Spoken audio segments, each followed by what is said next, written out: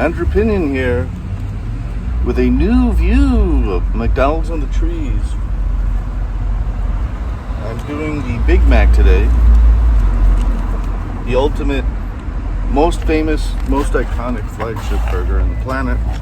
On the planet, in the planet.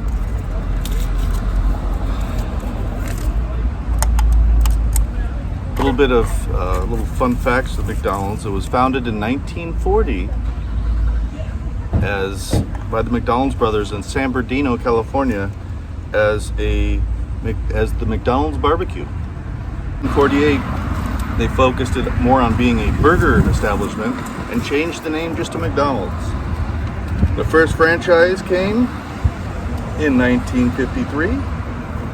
Ray Kroc came in as a franchisor in the 1954 and tried to push them nationally. This first one was in Illinois, and it's talked about in the movie The Founder, played by Michael Keaton. It became a publicly traded chain in 1965. It's today the biggest hamburger chain on the planet. Over 100 countries, nearly 38,000 locations. It added the Big Mac in 1968 nationally to compete with Bob's Big Boys. Usually if I do get a Big Mac or a quarter pounder, I would get large fries with it. The Big Mac, the little box I always come in it. Their toasted sesame seed bun, which actually they had before the Whopper. The Whopper added to their item after Big Mac. This was a reaction to a burger from Bob's Big Boy. The response to it. It's a toasted sesame seed bun, 2 of their 1.6 ounce well done flash frozen beef patties. You have some sliced dill pickles, lettuce, some secret sauce, sliced onions, a middle bricklayer bun, another 1.6 ounce well done flash frozen beef patty, a slice of American cheese, and there's some relish in the special sauce. So Andrew Pinion here. This is the most famous, iconic flagship burger in the world. I mean, you go in Germany, you go in France, you go in Russia, you go in Japan, you go in Sweden, you go in Mexico, you could go US, South, North, East, West. This is the most famous flagship burger of the biggest hamburger chain on the planet.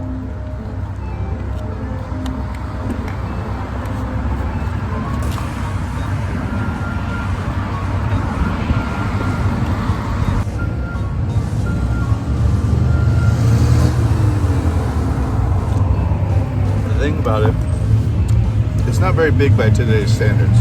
I think when it came out, the whole idea was you get 2 of their burgers instead of 1, which they weren't like. And you have it with the sesame seed bun and the middle bricklayer bun. It's the stackedness of it. I'm creating that word that really hits home with it, and it was like the more deluxe version of the regular burger.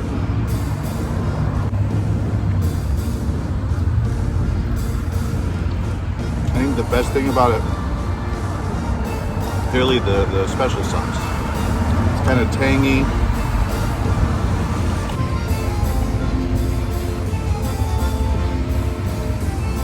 Crunchiness of the pickle. My friend Paco likes to get 2. Likes to add a second slice of American cheese to it.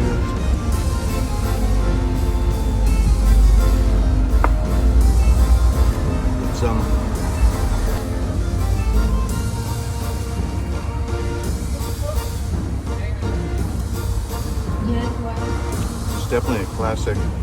The mega burger chain wars.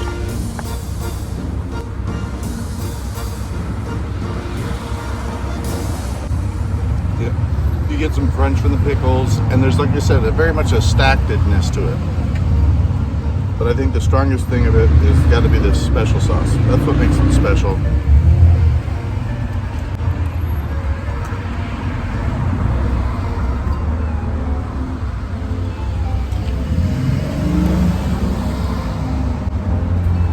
It's just a sweet, tangy, delicious taste.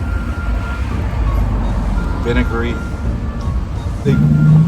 It's a classic of its kind. As I said with a regular hamburger, I'm not judging this on the parameters of a 5-star restaurant, of a regional chain, of a mom and pop privately owned chain, or individual establishment, mom and pop owned individual establishment.